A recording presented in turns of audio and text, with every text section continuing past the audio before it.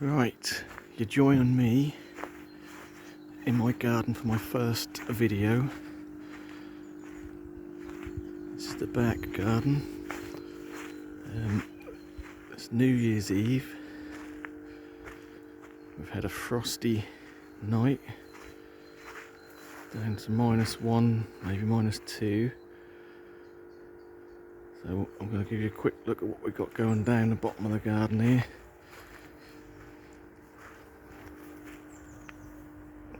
We've got a Chamaerops volcano and a Bootea Yeti underneath a glass cover, keep the frost off. Seem to be doing fine. Phormium. We've got some Washingtonia robustas. It's got some frost cloth wrapped around the trunks. Not that there's much trunk on them. There's 3 clusters of 2 there.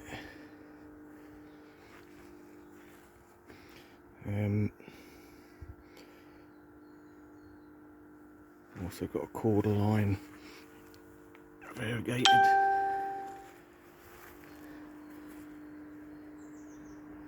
Got the purple variegated cordyline at the back there. Fatsia, another Phormium. Phoenix canariensis. Seems to be doing okay in the cold weather.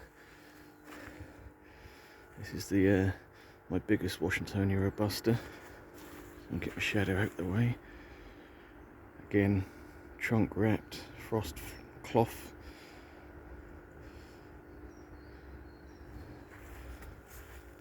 Leaves still look nice and green. And next to that we've got the Milianthus major, which I'm going to have to thin out because it's getting a bit too big for this area. See it come at the back there as well, the Washingtonia.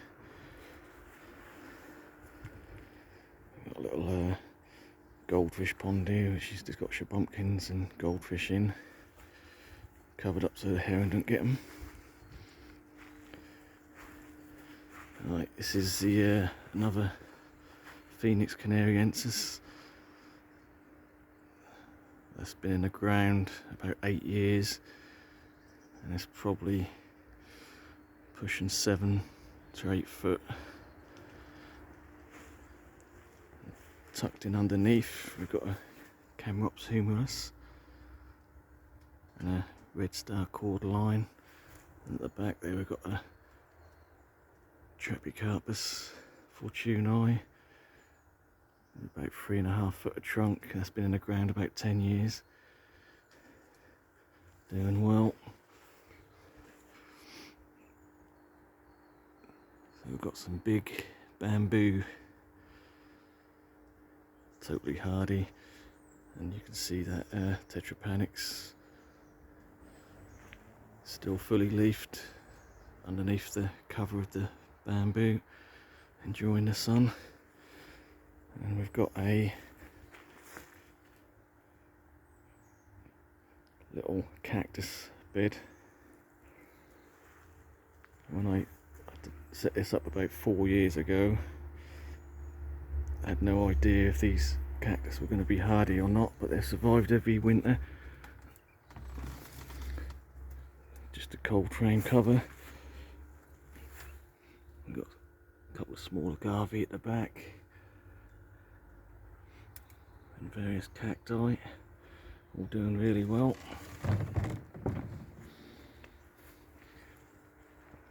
My shed tucked behind the bamboo.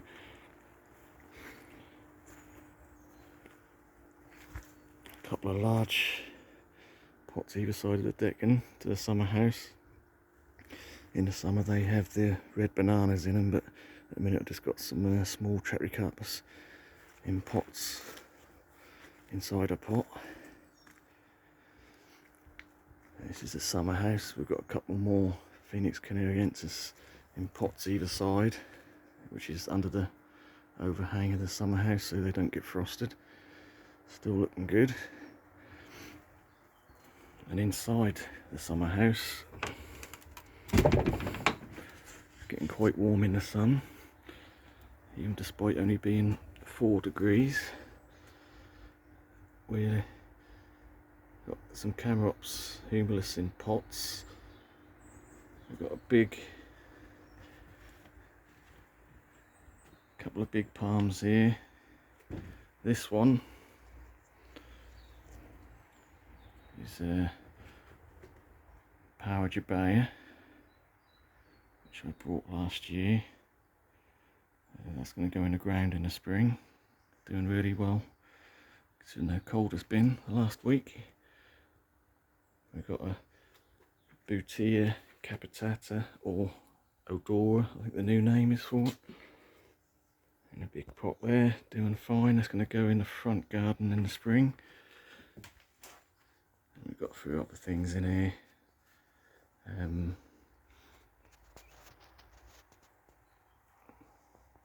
Sago palm in a pot. A few other bits left over winter in there. It gets quite warm with the sun's out, even in these cold days. We've got more bamboo. Big Acer obviously not in leaf at the moment. So this is the shadier side of the garden at the moment. We've got a couple of big cord lines here.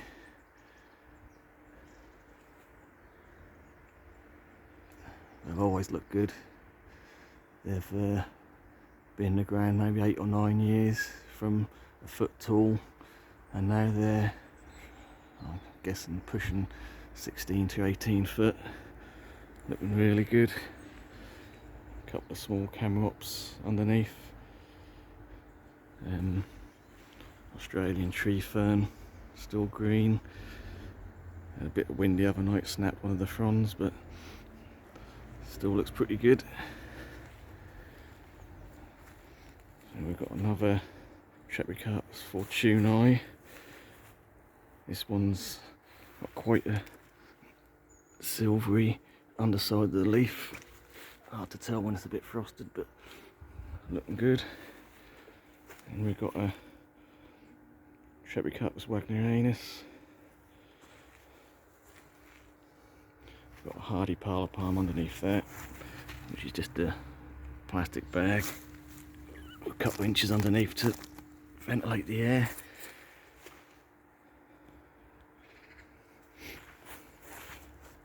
Got a small tree fern there,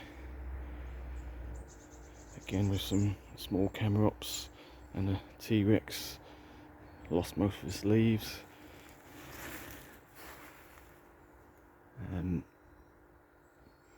You got the Fatsia polycarpa green fingers there. We've got a few Fatsias along here actually. This is the I forget the name of it. Nice variegated Fatsia, again looking a bit sad in the frost. And next to that we've got a Fatsia spiderweb, which is looking, it's very small.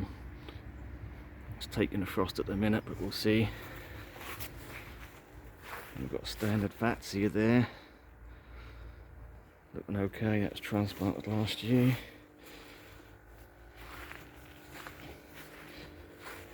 I've got a cordyline indivisor, orange stripe in the leaf, covered in frost, but should be okay. And we've got a small Fatsia here, variegated. There's not much variegation on it at the minute, just a few around the tips. That should kick in next year. That was only planted last year. And we've got another spider's web there, which is looking a bit healthier. Looking okay. And we've got a, I'm guessing it's about 2.5 foot trunk on this tree fern, which is planted next to the little wildlife pond. Totally frozen over. Another little cordyline here. Never really looked brilliant. It's got a kind of red leaves in the centre, green leaves on the outside, but it's sprouting out a new pop from the side, so we'll see what that does next year. Another Chamaerops humilis. Little Phoenix canariensis. He was a rescue plant reduced last year. I think I paid about £4 for it. All the big leaves died off, but it's kicked in some little leaves now, so we'll see how that does.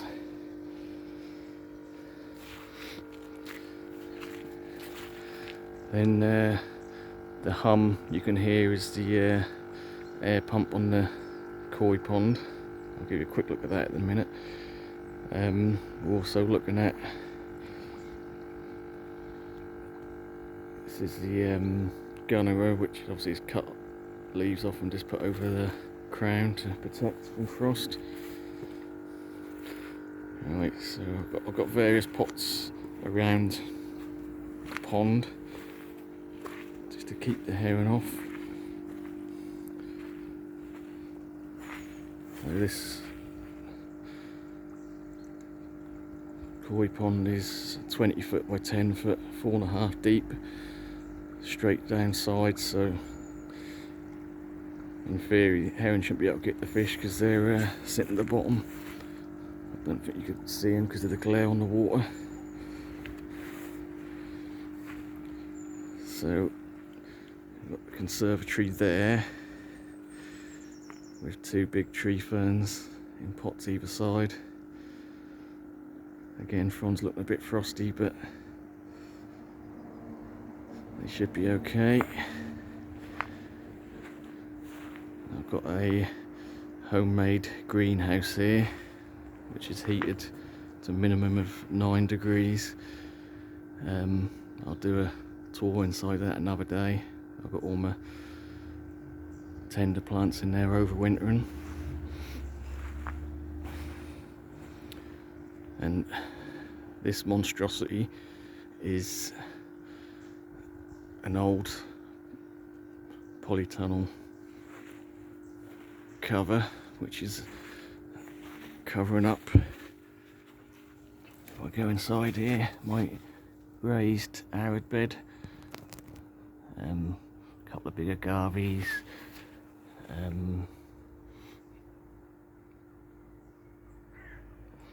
got the palm in the middle there, which is a Brahea amata. Few variegated yuccas in there, and some cordylines. All the bed and stuff, even the cannas are still looking okay underneath this.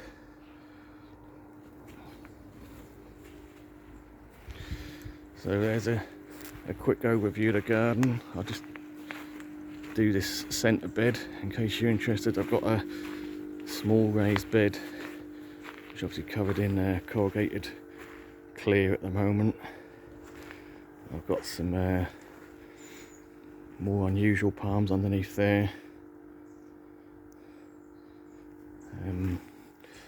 There's a Brahea edulis.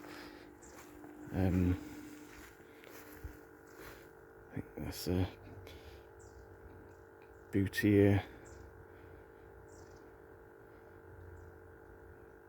Not sure what type of boot that is actually, I'll get back to you on that one. Pink cordyline. We've got a Jubea chilensis, small, underneath there. In the pot here we've got another Brahea amata.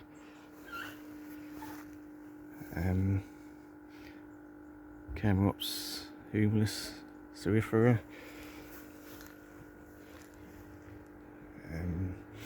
Little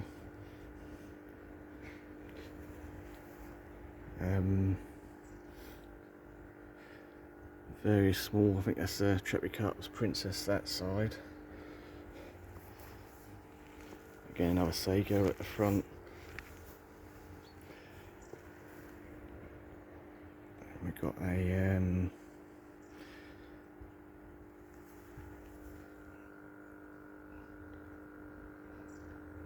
forget the name of it right now. Chilensis something or other.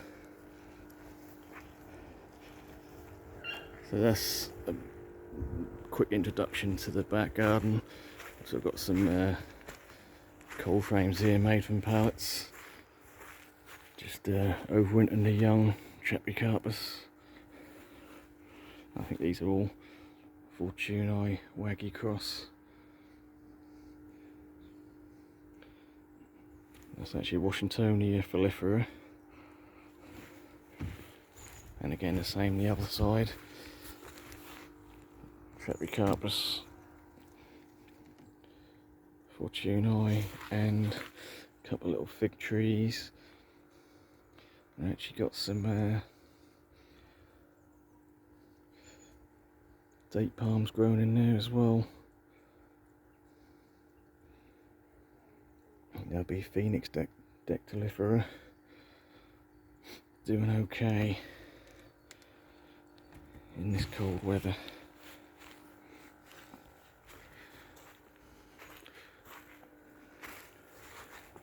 And this is a raised circular bed that I had a load of Musa Baju in for the last few years, but I dug all them out because it's right in the centre of the garden, and the wind just gets shredded in the wind, the leaves I mean.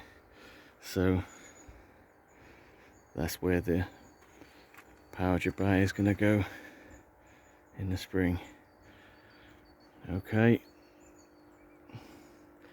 we'll leave it at that for now. Thanks for watching.